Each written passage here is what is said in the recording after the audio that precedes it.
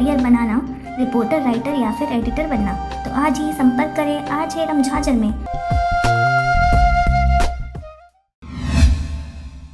खबर है बलौदाबाजार क्षेत्र का, जहां पर बलौदाबाजार कलेक्टर ने भाटापारा तहसील के गांव में फसल की गिरदावरी। खबर के अनुसार बलौदाबाजार जिले में खरीफ फसलों की गिरदावरी का काम जोरों से चल रहा है। राजस्व एवं कृषि विभाग के मैदानी अधिकारी खेतों में लगे फसल एवं रकबे का सत्यापन करने में जुटे हुए हैं। कलेक्टर सुनील कुमार जैन ने इस सिलसिले में भाटापारा तहसील के ग्राम खैरी एवं ढाबाडीह का दौरा किया। उन्होंने अपने सामने पटवारी एवं राजस्व निरीक्षकों को खेतों में ले जाकर गिरदावरी करवाया और बताया कि आदर्श रूप में कैसे गिरदावरी की जाती है। अपर कलेक्टर राजेंद्र गुप्ता एवं संयुक्त कलेक्टर अरविंद पांडे भी इस दौरे में साथ थे। कलेक्टर ने कहा कि पूरी पारदर्शिता के साथ गिरदावरी का काम किया जाए। संबंधित किसान स्वयं मौजूद रहकर देख सकते हैं। उन्होंने गिरदावरी के 1-2 दिन पूर्व इसकी सूचना देने के निर्देश भी दिए थे। गिरदावरी से किसानों के द्वारा बोए गए धान फसल की वास्तविक रकबे की सही जानकारी मिलेगी। इसी के अनुरूप उनका पंजीयन किया जाएगा और धान की खरीदी की जाएगी। कलेक्टर ने पटवारियों को खसरा नंबरवार फोटोग्राफी अनिवार्य रूप से करने के निर्देश भी दिए।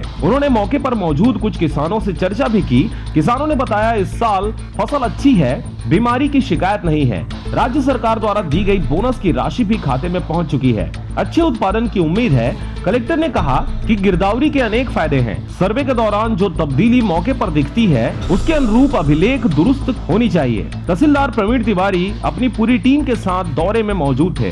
उन्होंने बताया कि राज्य शासन के निर्देशों के अनुरूप गिरदावरी का काम भाटापारा तहसील में सुचारू तरीके से चल रहा है। धान की फसल के असल रकबे के अलावा अन्य रकबे को रिकॉर्ड में नहीं लिया जा रहा है। इससे रकबा कम होने की संभावना है। गिरदावरी का काम अगस्त से शुरू हुआ है, जो कि 20 सितंबर तक चलेगा। बलौदाबाजार से मनहरन बंजारे की रिपोर्ट, आरजे रमझाझर।